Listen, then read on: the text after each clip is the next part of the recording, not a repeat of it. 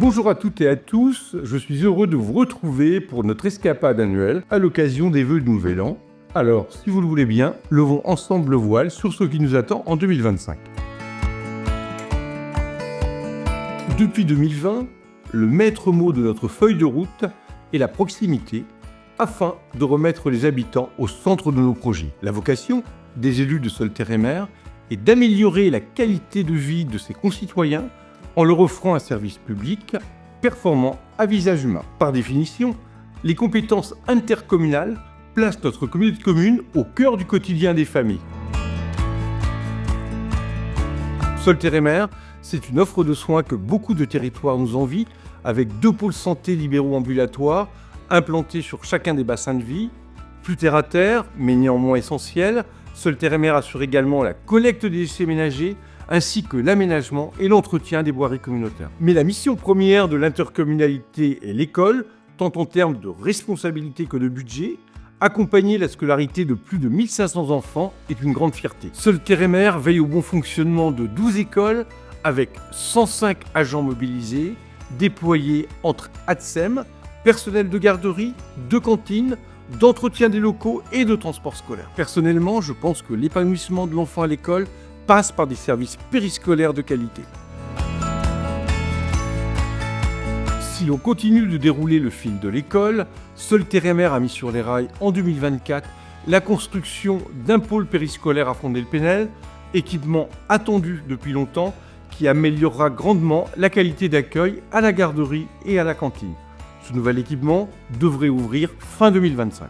Toujours dans le domaine de la jeunesse, Solterre-et-Mer a ouvert en 2024 un 3e centre de loisirs à Coulon, notre réponse face à une demande d'inscription croissante. Soulignons que l'engouement pour nos centres de loisirs traduit l'attractivité d'un territoire très prisé par les familles, ce dont tout élu ne peut que se réjouir face à une démographie plutôt à la baisse. Cet indicateur d'une population jeune constitue une donnée stratégique dans l'élaboration de notre plan local d'urbanisme intercommunal. Au passage, je vous informe que notre PLUI, fruit d'un travail collégial entre 28 communes, touchera à son terme le 31 décembre 2025. Parmi les réalisations de 2024, je souhaite citer le coup de jeune donné au centre de loisirs nautiques d'Annelle. Cet équipement communautaire a fait l'objet de travaux d'embellissement, d'agrandissement et de rénovation énergétique qui ont permis d'accueillir dans les meilleures conditions les 220 pilotes engagés dans les championnats du monde de char à voile qui ont eu lieu sur les plages Solterre-et-Mer au mois de juin 2024. Restons grand air, en 2024, la communauté de communes a donné un coup d'accélérateur au schéma directeur cyclable. Nous avons validé un tracé avec une cartographie adapté à notre territoire et à ses besoins, soit plus de 81 km de voies cyclables adaptées aux loisirs, au tourisme et aux déplacements de tous les jours. On ne peut pas refermer la page 2024 sans mentionner la venue du roi Charles III au Mémorial britannique de Vers-sur-Mer, un événement extrêmement important pour le rayonnement de notre territoire. En marge des commémorations du 80e anniversaire de la libération et du débarquement, le souverain est venu inaugurer le centre Winston Churchill, cofondé par Solterre-et-Mer. Au-delà de l'inauguration royale, notre communauté de communes est très honorée d'apporter sa pierre au devoir de mémoire à travers ce centre pour la transmission des valeurs de paix et de liberté aux jeunes générations. Les projets ne manquent pas, à court comme à moyen terme.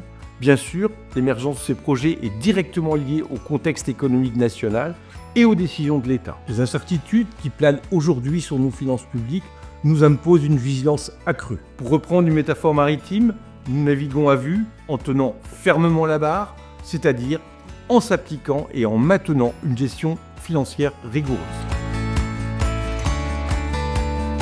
Dans la foulée du projet périscolaire de Fontenay-le-Pénel, nous déposerons à Vers-sur-Mer le permis de construire du futur restaurant scolaire actuellement sous-dimensionné. À Tilly-sur-Seulles, la question du devenir du gymnase intercommunal s'impose.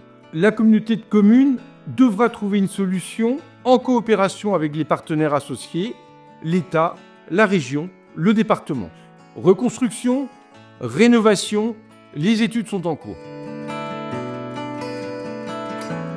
Je voudrais préciser que rien ne nous a été épargné au cours de ces premières années de mandat. Nous avons d'abord vécu une crise sanitaire avec la pandémie, puis une crise énergétique et enfin une crise institutionnelle qui nous ont grandement compliqué notre feuille de route. Je tiens à évoquer 2 projets qui me sont chers. Le premier consiste à doter le territoire d'un nouvel équipement structurant qui intégrerait notamment une médiathèque. Le second projet, véritable enjeu de santé publique, concerne la création d'une cuisine centrale au service de la restauration scolaire. Je rappelle qu'une étude sur la faisabilité de cette cuisine centrale a été réalisée et s'est heurtée à un obstacle tout à fait entendable, à savoir l'augmentation du prix du repas. À nous élus de concevoir une approche différente pour mener à terme ce projet pertinent pour le territoire, tant pour la santé de nos enfants que pour la valorisation de nos producteurs locaux. Je vous remercie de m'avoir accompagné pendant ce tour d'horizon à l'aube de l'année 2025. De tout cœur, au nom de tous les élus du Conseil communautaire, je vous adresse mes meilleurs vœux de bonheur et de santé. Et surtout, n'oubliez pas, pour vivre heureux, vivons entre Caen et Bayeux, c'est-à-dire en seul terre et mer.